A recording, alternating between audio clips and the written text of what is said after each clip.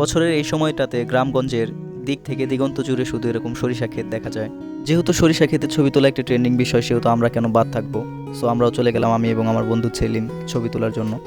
তো ছবি তুলতে তুলতে এক সময় মনে হলো যে সরিষা ক্ষেতের সরিষা মধু সম্পর্কে আপনাদের একটু ধারণা দেই, এবং মৌমাছি সম্পর্কে আমি যতটুকু জানি ততটুকু আপনাদের সাথে শেয়ার করি।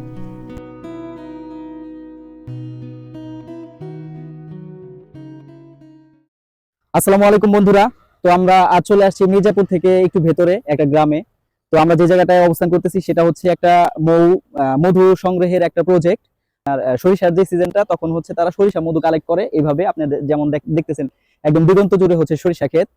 তো আমরা হচ্ছে আসছি ঘুরতে, ঘোরার পাশাপাশি আপনাদেরকে একটু জানানোর চেষ্টা করবো আমাদের যতটুকু ক্ষুদ্র জ্ঞান আছে, এবং আমাদের সাথে ভাই আছে, ভাই আমাদেরকে হেল্প করবে। তো আমি দেখতেছেন কি অবস্থায় আছি, কারণ সেফটি সবার আগে। একটা মৌমাছি কামড় দিলে অবস্থা খারাপ হয়ে যাবে। তাহলে আমরা দেখতে থাকি যে কিভাবে আমাদের মৌমাছি যে মধুটা কালেক্ট করে সেই প্রসেসটা আমরা একটু দেখানোর চেষ্টা করব। তো আপনারা দেখতে থাকেন। তারা হচ্ছে মধু সংগ্রহ করে আসছে, তো এখানে তারা তাদের মধু জমা দিতে আসছে আর কি। তো ভাই আমাদেরকে একটু খুলে দেখাবে কিভাবে হচ্ছে এই প্রসেসটা হয়। এই যে টোটাল কাজটা, এটা খুব সাবধানতার সাথে করতে হয়। একটু হেরফের হয়ে গেলেই খুব সমস্যা। এই যে কোষের ভিতরে সব মধু। আচ্ছা, এই যে কোষগুলো দেখা যাচ্ছে, এই কোষের ভিতর সব মধু।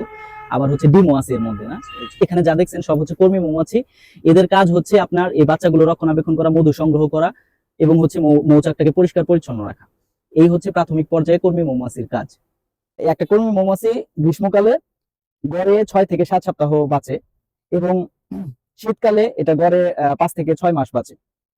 একটা কর্মী মৌমাছি তার জীবন দশায় 0.84 গ্রাম মধু সংগ্রহ করতে পারে।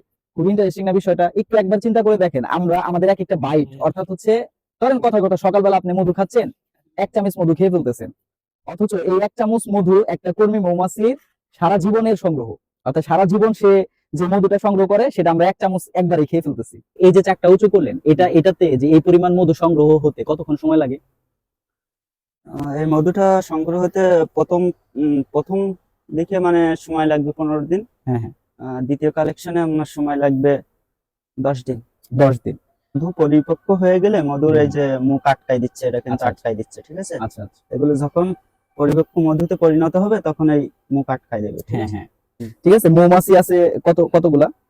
এখানে 7 ফ্রেম মৌমাছি আছে, আর এই যে বংশ বিস্তার করেছে তার জন্য এক্সট্রা একটা দেওয়া আছে শীট, আচ্ছা, ঠিক আচ্ছা, আছে? এই চাকটা এরা পরিষ্কার পরিচ্ছন্ন করে এতে আবার মধু উঠাবে, ডিম বাচ্চা দিয়ে আচ্ছা, এই আচ্ছা। চাকের মতন পরিপূর্ণ করে। হ্যাঁ, এটা হচ্ছে নতুন, তাই না? হ্যাঁ, এটা হচ্ছে শীট, হচ্ছে মোমের এক ধরনের প্লেট জাতীয়, ঠিক আছে? হ্যাঁ, এই প্লেটটা লাগাই দেওয়া হয়েছে, হ্যাঁ। এই যে বনে কভার করে ফেলছে এটা। আচ্ছা, আচ্ছা, আচ্ছা। বুঝতে পারছি।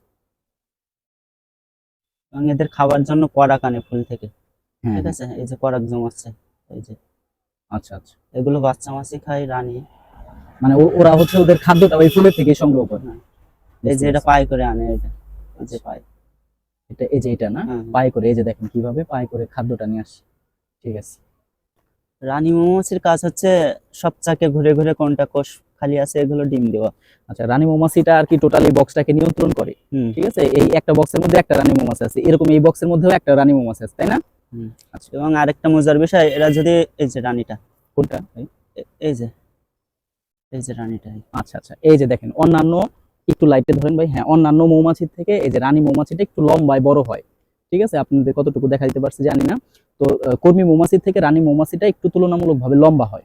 এই জিনিসটা যে একটা রানী মৌমাছি দিনে গড়ে 1500 থেকে 2000 ডিম পারে। দৈনিক গড়ে 1500 থেকে 2000 ডিম পারে। আর পুরুষ যে মৌমাছিটা আছে, অর্থাৎ ছেলে মৌমাছি, তার কাজ হচ্ছে প্রজননে অংশগ্রহণ করা। এই মৌমাছিটা একবার প্রজননের পরে মারা যায়। আচ্ছা, আজকে সকালে যদিও মধু সংগ্রহ করা হয়েছে, যার কারণে এটা বন্ধ করে রাখা হয়েছে। তো সিস্টেমটা আপনাদেরকে জাস্ট একটু দেখাবো, যে আমরা যেই ফ্রেমটা দেখালাম একটু আগে, এক একটা ফ্রেমের মধ্যে যে যখন হচ্ছে একদম পরিপূর্ণ হয়ে যায় মধুতে, তখন সেই ফ্রেমগুলো এই ইয়ের মধ্যে দেয়া হয়। এই হাতের স্পর্শ ছাড়াই, হ্যাঁ, হাতের স্পর্শ ছাড়াই এই গ্যাপগুলোর মধ্যে রেখে এই যে ইটা দিয়ে, হুইলটা দিয়ে এইভাবে ঘোরানো হয়।